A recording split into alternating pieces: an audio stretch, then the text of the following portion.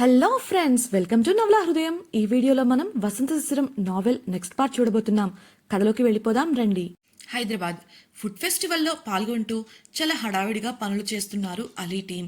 ఆ ప్రాంతమంతా జనసంచారంతో కిటకిటలాడుతోంది.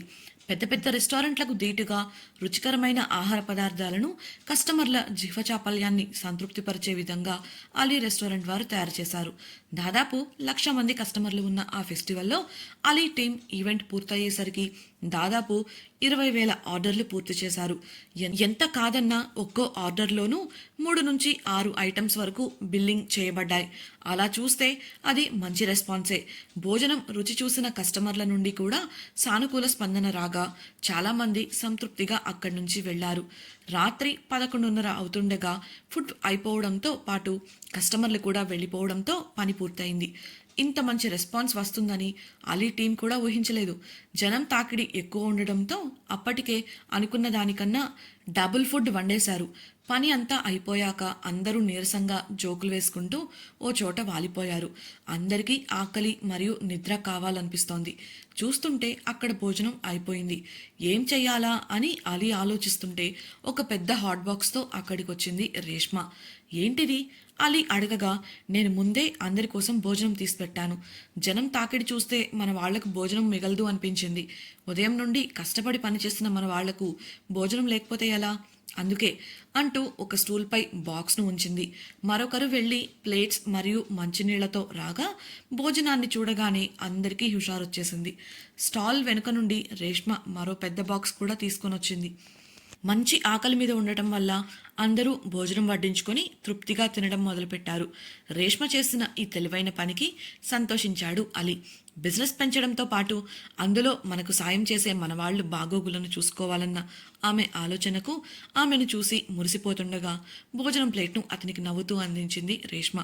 అది తీసుకొని అంతా సర్దేసి అందరి కోసం క్యాబ్లు ఏర్పాటు చేసి సురక్షితంగా ఇళ్లకు పంపారు. చివరిగా అలీ రేష్మలు బయలుదేరి ఇంటికి రాగా తమ గదివైపు గుడ్ నైట్ అంటూ కదలబోయిన రేష్మను ఆపి ఆమె చెంపపై ముద్దు పెట్టాడు అలీ.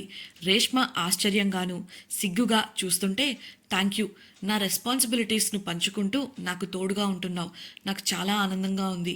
ఇక వెళ్ళి పడుకో, గుడ్ నైట్ అని నవ్వుతూ చెప్పాడు అలీ.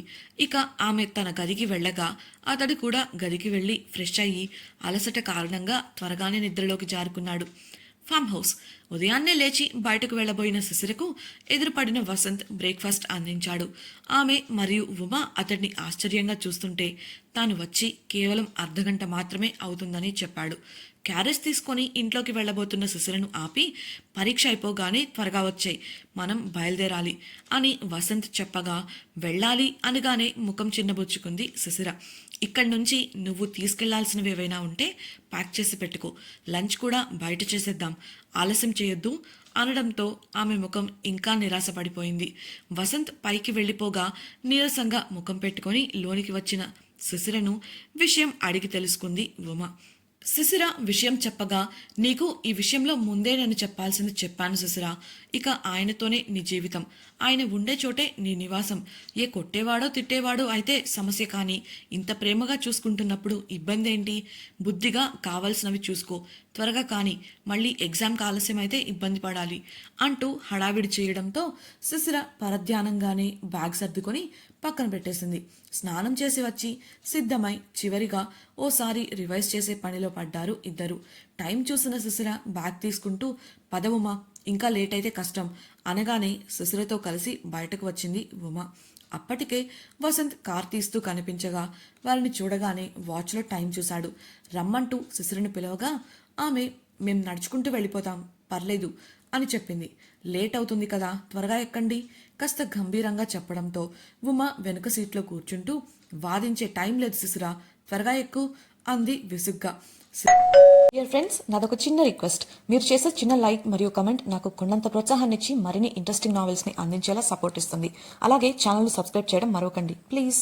శిశిర కూడా కారెక్కడంతో 2 నిమిషాల్లో కాలేజ్ దగ్గర కార్ ఆపాడు వసంత్. వారితో పాటు తాను కూడా దిగి, ఆఫీస్లో చిన్న పని పడింది, చూసుకొని నీ ఎగ్జామ్ అయ్యే సమయానికి వచ్చేస్తాను, జాగ్రత్త ఆల్ ది బెస్ట్ అని ప్రేమగా చెప్పగా ఆమె సరేనంటూ చిన్నగా తల ఊపింది. అప్పటికే కాస్ట్లీ కార్ నుండి ఆమె దిగడం చూసిన అక్కడి వారు గుసగుసలాడుకోవడం మొదలుపెట్టారు. అంతేకాకుండా వసంత్ కూడా దిగి ఆమెతో దగ్గరగా నిలబడి మాట్లాడడం చూసిన ఉషా స్నేహితురాలొకరు ఇతని నెంబర్ ఎంత అంటూ వెటకారంగా శిశిరను అడిగింది. వసంత్ ఫేస్ మాస్క్ వేసుకుని ఉండటంతో కళ్ళు మాత్రం కనిపిస్తున్నాయి. తన గుర్తింపు శిశిరకు ఇబ్బంది కలిగించకూడదు అని అతడు ఆ ప్రాంతంలో అలా మాస్క్ వేసుకుని ఉంటున్నాడు. ఆమె మాట వినపడగానే మరొకరు అవునవును 4 లేక 5 లేదంటే డబుల్ డిజిట్టా అనడంతో శిశిరకు కోపం వచ్చింది. కానీ మౌనంగా కంట్రోల్ చేసుకుని మీరు వెళ్ళండి టైం అవుతోంది అంది వసంత్తో. ఆమె నమ్మకంగా చెప్పగా వెనక్కు తిరిగిన వసంత్ను ఓయ్ అంటూ పిలిచింది మొదట మాట్లాడిన అమ్మాయి. నిన్నే, నీకు ఇలాంటి అమ్మాయి తప్ప వేరే ఎవరూ దొరకలేదా? ఇప్పటికే ఆమెకు చాలా మందితో ఎఫ్ఐఆర్ ఉంది. అంతేనా, ఒకరితో పెళ్ళయింది కూడా. చూస్తే ఇంటెలిజెంట్లా ఉన్నావు. ఇలాంటి అమ్మాయి అవసరమా నీకు అంది తనేదో గొప్ప సలహాదారైనట్టు. ఆమె మాటలకు వసంత్ పిడికిలి బిగుసుకుంది. అతడు వెనక్కు తిరిగేసరికి ఆమె చెంప పగిలిపోయింది శిశిర చేతిలో. శిశిర గురించి తప్పుగా మాట్లాడటం సహించలేని వసంత్ ఆమెకు తన తరహాలో బుద్ధి చెప్పాలనుకున్నాడు. కానీ శిశిర తనను ఎన్ని మాటలు అన్నా సహించగలిగింది. కానీ వసంత్ను నేరుగా నువ్వు అంటూ ఏకవచనంతో సంబోధించడం, నోటికొచ్చినట్లు మాట్లాడటం సహించలేకపోయింది. అందుకే ఆమె మాట పూర్తి చేసేలోపే కదిలి చెంప పగలగొట్టింది. ఊరుకుంటున్నాను కదా అని రెచ్చిపోతే నరికి పోగులు పెడతాను అంటూ గట్టిగా బెదిరించి వసంత్ వంక నేను వెళ్తున్నాను అన్నట్లు చూసి ఉమతో కలిసి లోపలికి వెళ్ళిపోయింది. ఆమె ఎంత కోపంగా ఉన్నా, తనతో ఎలా ఉన్నా బయటి వాళ్ళు తన జోలికి వస్తే ఆమె స్పందించిన విధానానికి సంతోషంగా నవ్వుకుంటూ కారెక్కి వెళ్ళిపోయాడు వసంత్. లోపలికి శిశిరతో కలిసి గబగబా నడుస్తూనే నవ్వుతూ ఉమా తమరి శ్రీవారిని ఒక్క మాట కూడా అననివ్వట్లేదుగా అల్లరిగా అంటుంటే శిశిర ముఖంలో అప్పటిదాకా ఉన్న కోపం స్థానంలో సిగ్గు నవ్వు వచ్చి చేరాయి.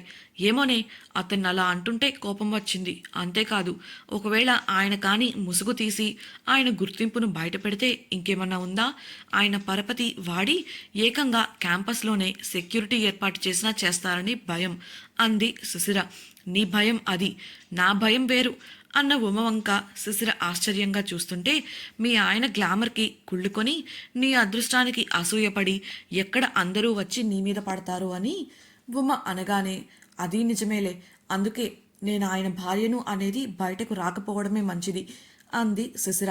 క్యాంపస్ రాగా అప్పటికే మిగతా విద్యార్థులు పరీక్ష హాల్లోకి వెళ్ళిపోవడంతో వారు కూడా లోపలికి వెళ్ళిపోయారు. హైదరాబాద్ గదంతా వెలుతురు పరుచుకొని వేడిగా మారడంతో మత్తుగా బద్ధకంగా కళ్ళు తెరిచాడు అలీ. బాల్కనీలో ఎండ కనపడి గడియారం వంక చూసిన అతడికి టైం ఉదయం 10:30 అని అర్థమై లేచి ఫ్రెష్ అయి బయటకొచ్చాడు. అప్పటికి కూడా అతనికి ఇంకా బద్ధకంగానే ఉంది. కానీ రేష్మ ఒక్కతే ఉంటుందన్న ఉద్దేశంతో బయటకు వచ్చిన అతడికి వంటగదిలో బ్రేక్ఫాస్ట్ తయారు చేస్తూ కనిపించింది రేష్మ. గుడ్ మార్నింగ్ సాగదీస్తూ చెప్తూ వెళ్ళిన అతన్ని చూస్తూ అప్పుడే లేచారా? ఇంకాసేపు విశ్రాంతి తీసుకోవచ్చు కదా, ఇవాళ రెస్టారెంట్కి వెళ్లాల్సిన పని కూడా లేదు కదా, చూడు ఎంత టైర్డ్గా ఉన్నావో అంది రేష్మ.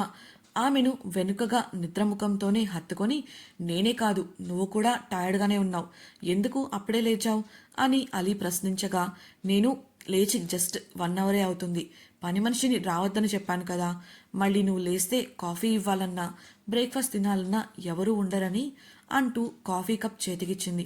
అప్పటికే వారిద్దరి కోసం ఘుమఘుమలాడే ఘీ పొంగల్ సిద్ధమవుతోంది స్టవ్ పై. డియర్ ఫ్రెండ్స్, నాదొక చిన్న రిక్వెస్ట్. మీరు చేసే చిన్న లైక్ మరియు కమెంట్ నాకు కొండంత ప్రోత్సాహాన్ని ఇచ్చి మరిన్ని ఇంట్రెస్టింగ్ నావెల్స్ని అందించేలా సపోర్ట్ ఇస్తుంది. అలాగే ఛానల్ సబ్స్క్రైబ్ చేయడం మరవకండి ప్లీజ్. బ్రేక్ఫాస్ట్ వండితే వండావులే కానీ లంచ్ బయట తీసుకుందాం, నువ్వు రెస్ట్ తీసుకో రేష్మా అన్నాడు అలీ కాఫీ తాగబోతూ. ఆమె నవ్వేసి సరే అంటూ స్టవ్ ఆపేసి చట్నీ చేయడం మొదలుపెట్టింది. అతడు కాఫీ తాగేంతలో చట్నీ చేయడం పూర్తి చేసి అన్నింటినీ డైనింగ్ టేబుల్పై సర్దేయగా ఇద్దరు తింటున్న సమయంలో అలీకి ఒక మెసేజ్ వచ్చింది. అది చూసిన అతడు రేష్మా నీకు ట్రెక్కింగ్ అంటే ఇష్టమా అని అడిగాడు ఉత్సాహంగా. ఆమె అతని వంక ఆశ్చర్యంగా చూస్తూ నచ్చుతుంది, కానీ ఈ మధ్యకాలంలో ఎప్పుడూ వెళ్ళలేదు, ఎప్పుడో 4 ఏళ్ల క్రితం ఫ్రెండ్స్తో వెళ్ళాను అని అనగా అయితే ఈ వీక్ మనం బయటకు వెళ్దాం, సరదాగా బాగుంటుంది అన్నాడు అలీ. అతని సంతోషాన్ని కాదనలేక సరే అంది రేష్మ.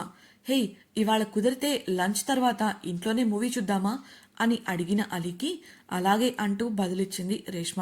తినడం అయిపోవడంతో ఆమె ఒప్పుకుంది అన్న ఆనందంతో ఆమె బుగ్గపై ముద్దు పెట్టి అక్కడి నుంచి వెళ్ళిపోయాడు అలీ.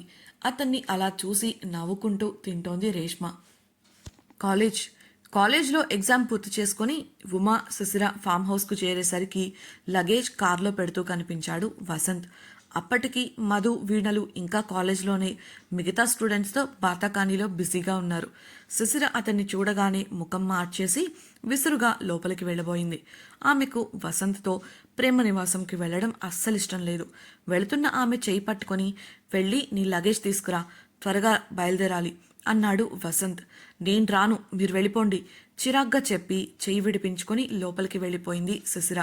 మొదలెట్టావా, చెప్తానుండు నీ పని నిట్టూర్చి తన ఫోన్ తీసి ఏదో టైప్ చేశాడు వసంత్. అంతే, కేవలం 10 నిమిషాల్లో తన బ్యాగులు తీసుకొని చిందులు తొక్కేలా నడుస్తూ ముఖం మార్చుకొని వచ్చి కారులో కూర్చుంది శిశిర. ఆమెను చూసి ముసిముసిగా నవ్వుకుంటూ వెళ్లి కారులో కూర్చున్నాడు వసంత్. సమయంలో ఉమ కూడా తన ఊరికి వెళ్ళడానికి బ్యాగ్ బయటపెట్టి తాళం వేస్తుంటే నీ ఫ్రెండ్ని డ్రాప్ చేసి వెళ్దాం, రమ్మని చెప్పు అని అనగా ఆశ్చర్యంగా ఒక క్షణం అతని వంక చూసింది శిశిర. ఉమను పిలిచి విషయం చెప్పింది. ఉమ మొహమాటంగా లేదు నేను వెళ్ళిపోతాను అంటుంటే మేము బస్టాండ్లో డ్రాప్ చేస్తాం, కూర్చో అంటూ వెనుక డోర్ లోపల నుండి తెరిచాడు వసంత్. అతడే చెప్పాక కాదనలేక వెళ్లి కార్లో కూర్చుంది ఉమ.